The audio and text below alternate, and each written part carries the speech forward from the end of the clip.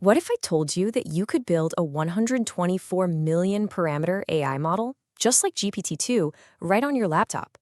Welcome to Yurix AI. This is lecture 24 of LLMs from scratch, zero to builder.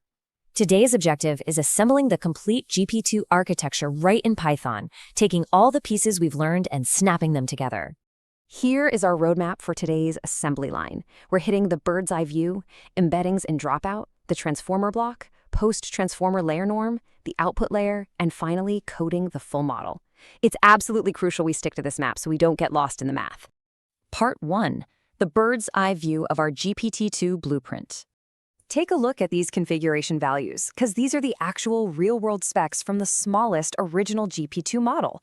Our vocabulary size is 50,257 unique tokens. The context length, which is just the maximum number of words it can look at to predict the next one, is 1,024. We're going to stock 12 transformer blocks, each using 12 attention heads. But listen, the most important number to burn into your memory right now is 768. That is our embedding dimension. The absolute genius of this architecture is how that 768 dimension stays perfectly preserved throughout the main steps. Moving to part 2, embeddings and dropout.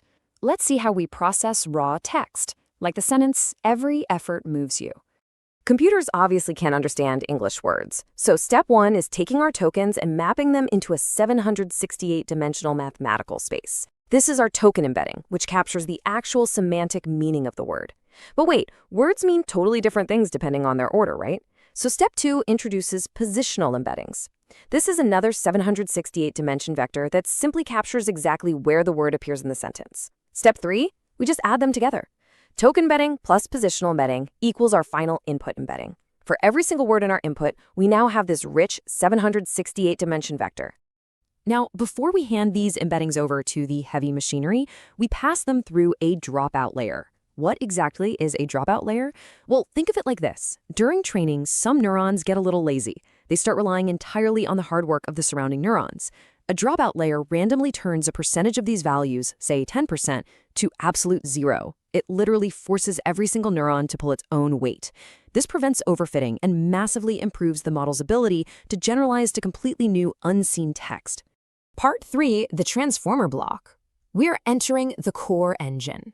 Inside just one transformer block, there's a clean, 8-step internal stack. First, layer normalization stabilizes our values. Second, the famous masked multi-head attention. Third, another dropout layer. Fourth, a shortcut connection.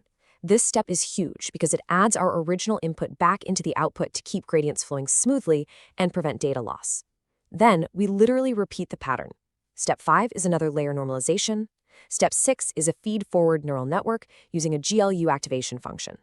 This step temporarily expands our 768 dimension to 4 times its size to learn really complex patterns, and then cleanly contracts it right back down to 768. We finish up with a final dropout layer and a final shortcut connection. And remember what I said earlier? After all 8 of these intense computational steps, our output dimension is still perfectly preserved at 768. The absolute star of that 8-step block is masked multi-head attention, and I want to make sure this totally makes sense. If you just have a token embedding, that vector only knows about itself.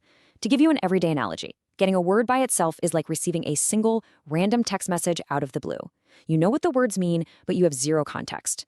Masked multi-head attention is the mechanism of reading the entire group chat history to understand the true context of that specific text.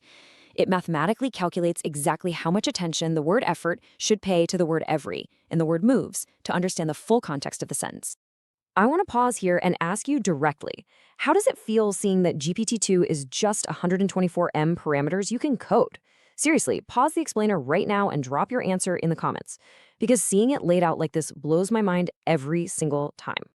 Part 4, post-transformer layer norm. These are final polishing stages. In our full model, we actually chain 12 of those massive 8-step blocks together. Once the data survives all 12 blocks, we apply a post-transformer layer normalization. The math here is beautifully simple but absolutely vital. For every single token's 768-dimension vector, we subtract the mean to make the average 0, and we divide by the square root of the variance to make the variance exactly 1. This enforces strict mathematical stability across all our values right before we make our final predictions. Part 5. The output layer. It's time to guess the next word. At this stage, we generate what are called logits. Logits are just the final unnormalized output scores. This is where our model takes everything it has learned in those 768-dimensional context vectors and maps it directly into our vocabulary space. It's basically looking at every single word it knows and scoring how likely it is to be the correct next word. Notice this is the one time our numbers actually change. Our input into this final head is our batch size by our 4 tokens from our sentence by our trusty 768 embedding dimension. But the output logits, that 768 literally explodes into 50,257, our entire vocabulary size. For every single word in our input, we now have 50,257 scores. If our input was every effort moves you, the model looks at the scores for the word you, finds the column with the absolute highest score, and hopefully that column corresponds to the word forward. Part 6, coding the full model, the grand finale where we link it all together. When we link all these components using PyTorch's nn.sequential in our code, you might notice something super fascinating about the parameter counts. If we build the input embedding layer and the final output layer completely separately, our model has 163 million parameters and takes up roughly 600 megabytes of space on your laptop. But the original creators of GPT-2 used a very clever trick called weight tying. Because the input token embeddings and the final output logits deal with the exact same vocabulary size of 50,257, they just reused the exact same weights for both layers. This drops the parameter count down to exactly 124 million. Now, modern models often keep them separate for slightly better performance, but weight tying is a brilliant way to save on your memory footprint. Stack the pieces and you have a real 124 million parameter GPT-2 model in Python. If that just clicked, hit the like button. Think about the wild journey our text just took. From raw words mapped into 768 dimension spaces, mixed with positional data, hammered through 12 blocks of multi-head attention to truly understand context, normalized and finally exploded into over 50,000 unique probabilities just to find the single correct next word. Like, share, subscribe to Yurix AI for a new lecture every day, hit the bell. Every effort moves you forward. Now that you hold the exact blueprint to build a GPT-2 brain on your own laptop, what are you going to train it to say? See you in the next lecture.